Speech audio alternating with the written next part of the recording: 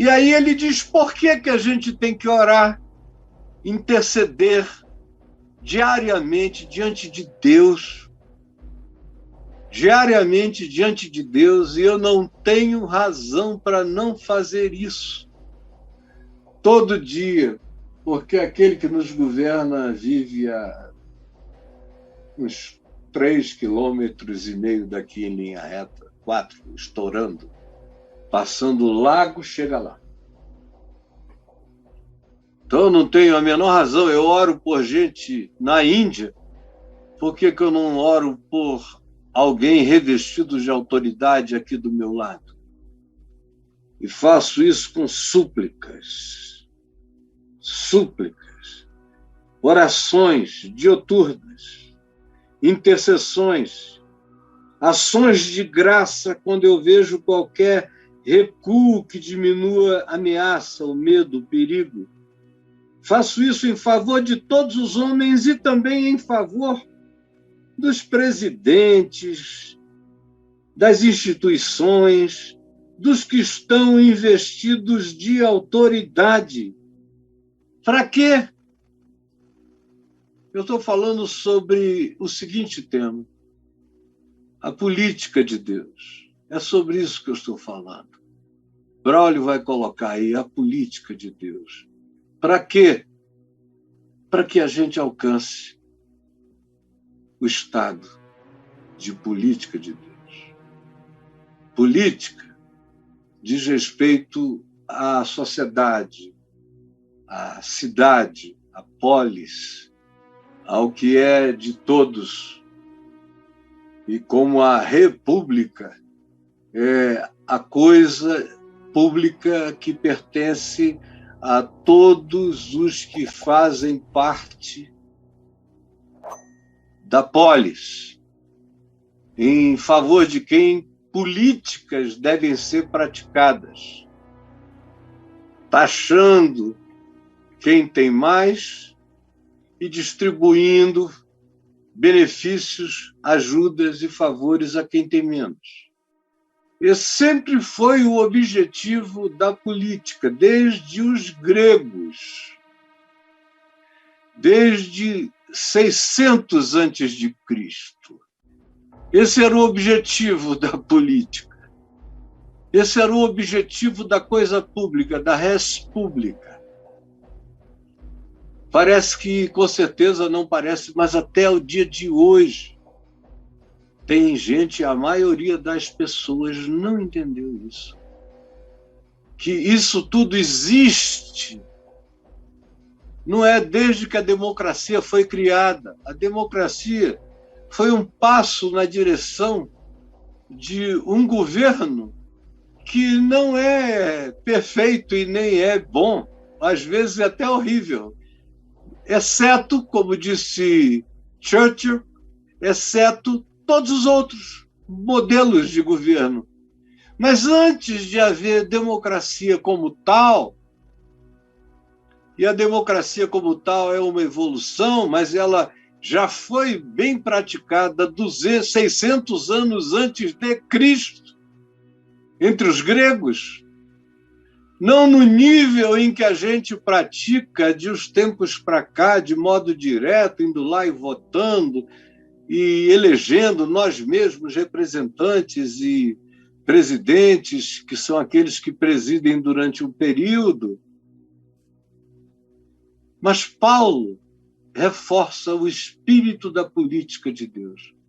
Qual é a política de Deus? Qual é o único objetivo de qualquer política com P maiúsculo? A verdadeira política, que não é partidária, que não é ideológica, que não é baseada na troca, na barganha, no toma lá da cá. A verdadeira política não é essa coisa feia, nojenta, que a gente vê aí. A verdadeira política é feita com P maiúsculo. E ela tem a ver com a distribuição do bem de maneira equânime, de maneira fraterna, de maneira justa, de modo que quem produza mais, colha mais, e quem produza menos não tenha dê menos. É simples assim. E aí o que se estabelece? Quando é assim, quando é segundo a política de Deus, quando os reis, autoridades, sejam eles quais forem, não são a autoridade de Apocalipse 13, descrita como a besta que emerge do mar. Não é 666. Não. 666 é a superlativização, é a divinização da condição humana, é o homem como medida dele próprio e de todas as coisas, quando ele é a última referência, um tirano como um romano, como em geral os imperadores eram. Então, a oração, o objetivo disso tudo é que se atinja a política de Deus, que para ser de Deus, como eu disse, o que produz mais deve ter mais, e o que produz menos não deve ter de menos. Essa é a política de Deus, segundo a capacidade de cada um. Ele não só acumula, mas segundo a capacidade de cada um, ele também ajuda a quem não tem a mesma capacidade, a quem não teve a mesma chance nem a mesma oportunidade. Essa é a política de Deus. E ela não tem nada a ver com Max Weber, não tem nada a ver com Karl Marx, ela não tem nada a ver com os que posteriormente elaboraram sistemas ideológicos, quase todos baseados na mesma coisa.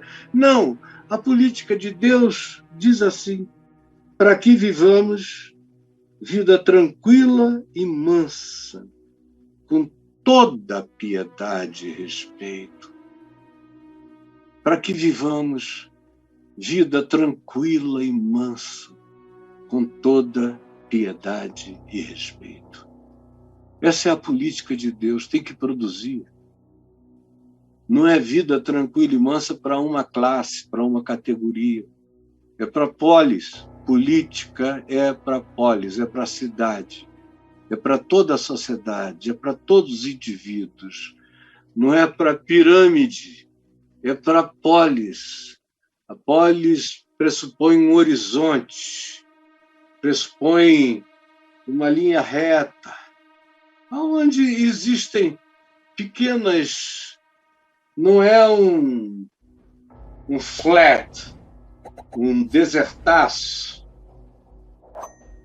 mas ela não é nem um píncaro, nem é um planalto, nem é um vale. Ela é uma planície com elevações aqui e ali que não são muitas, que não viram Everestes financeiros, não. É só assim que os homens podem viver vida mansa e tranquila, com toda piedade e respeito. Sem isso, gente, é favela para sempre, é PM eternamente, é ameaça, é raiva, é homem enlouquecido, botando a força bruta contra a fraqueza da esposa, é frustração, é raiva, é ódio, é maldição, é loucura, é droga, é medo, é ameaça, é polarização, é choque, é conflito. Se não for assim, se não for uma planície com essas suavidades que contemplem o fato de que uns produzem mais, devem ter um pouco mais, ou devem ter mais, mas não demais, e outros produzem menos, mas não devem ter de menos. Do contrário, a vida é inviável. Nós ficamos fechados defendendo dinheiro e atirando, e pior, nesse momento atual do Brasil, nos últimos 2 anos, ontem eu estava vendo que os compradores de armas para suposto treinamento ou prática esportiva em centros de treinamento de tiro, chegaram a um número superior aos das polícias. E naquelas categorias de armas, às vezes até em relação a batalhões do Exército. É uma coisa louca. Como ninguém está se preparando para a vida piedosa e mansa e tranquila, para ser vivida com toda piedade e respeito.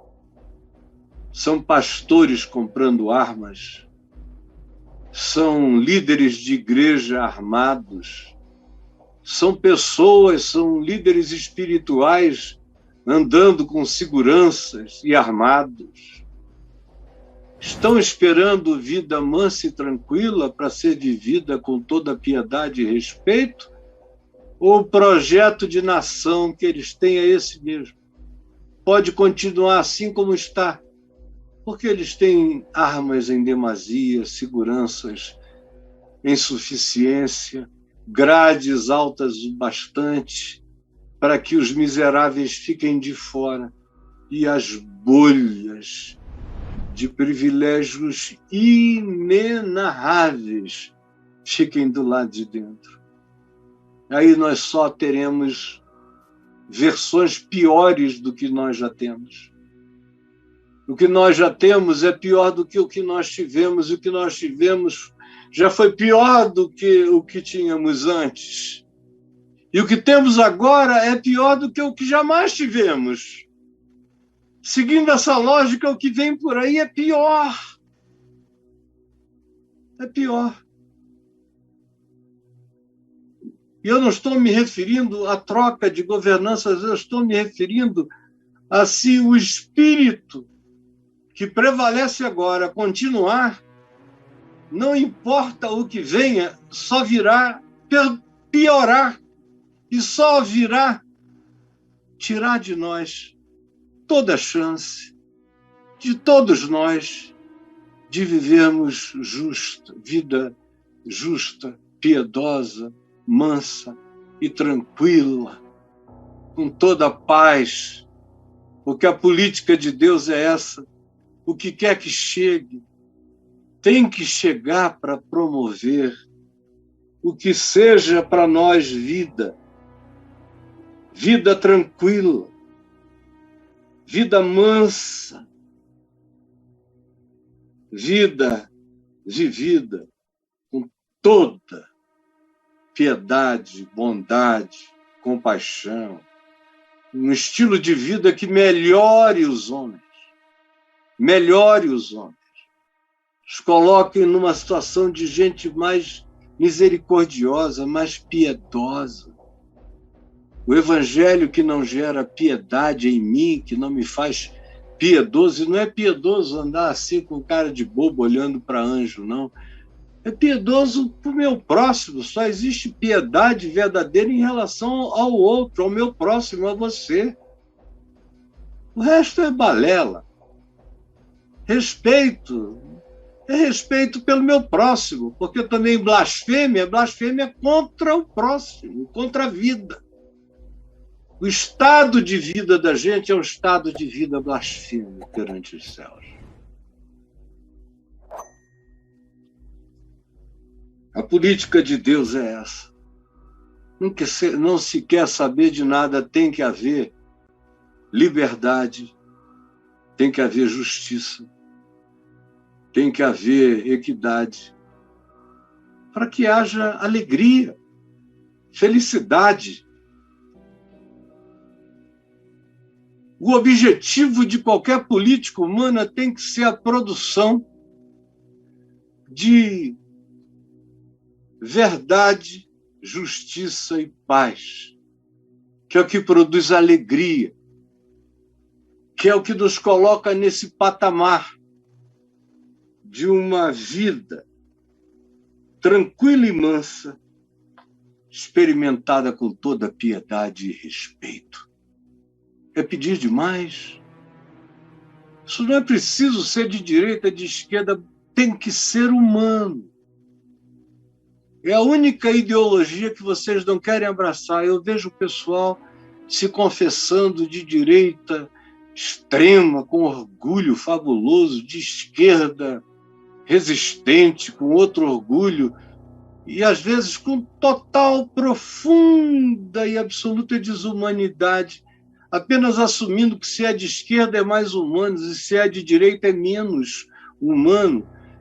Eu conheço gente humana de direita e conheço muita gente desumana de esquerda, e a maioria dos bons humanos que eu conheço não está brigando em nenhum desses flancos. Está querendo promover o que possa nos trazer vida piedosa e tranquila para ser vivida com toda piedade e respeito. Ontem eu estava lendo que se tivesse que chamar um país de comunista no mundo, ter-se-ia que chamar a Dinamarca de comunista, porque foi o único lugar, exceto alguns outros ali também na Europa nórdica, como a Noruega, a Suécia e alguns outros ali naquele cantinho mais gelado da Europa, mas nada como a Noruega, por exemplo. A Islândia também é difícil de bater, mas a Noruega é uma sociedade mais complexa. Então, o que se tem lá é que o primeiro-ministro, tanto quanto os outros oficiais de gabinete e os que representam Senado, deputado, vereança, o que quer que seja com outro nome, praticamente todo mundo ganha exatamente igual, com uma diferença mínima de 1,6 aqui e ali. E a sociedade toda na mesma média. E a renda per capita se torna imensa.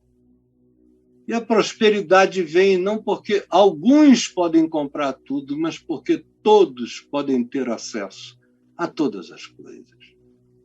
Aí se começa a viver uma vida cada vez mais tranquila e mansa, com menos loucura, menos explosão, menos baioneta.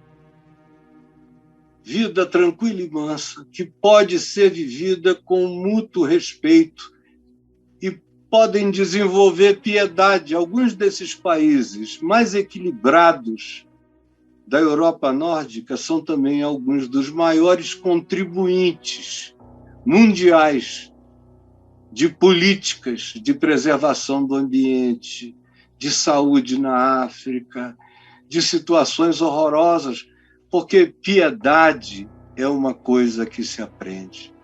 Tem gente que nasce má, mas o homem mau, criado numa sociedade justa, fica contido. O ser humano mau, todavia, criado numa sociedade corrupta, se alastra. E o homem perverso, a mulher perversa, criados e desenvolvidos numa sociedade iníqua e violenta, se tornam violentos, quase sempre. É possível ser criado no meio do ódio e da injustiça e não ficar assim? É claro que é. Uma minoria escapa como um espermatozoide, entra no útero, milhões de outros não escapam. Ou aumente o número, ainda assim será sempre ínfimo o número dos que conseguem sair desses claustros de morte. Minha gente, se o Evangelho não produzir esse entendimento, essa política de Deus em nós, ele terá sido pregado em vão. E ele nunca terá sido crido por nenhum de nós. Acreditem, vocês vão ouvir falar disso, se não na terra, na presença do juiz da glória. Jesus, aplica a tua palavra ao entendimento de cada um. É o que eu te imploro, é o que eu te suplico, em teu nome. Amém. e amém.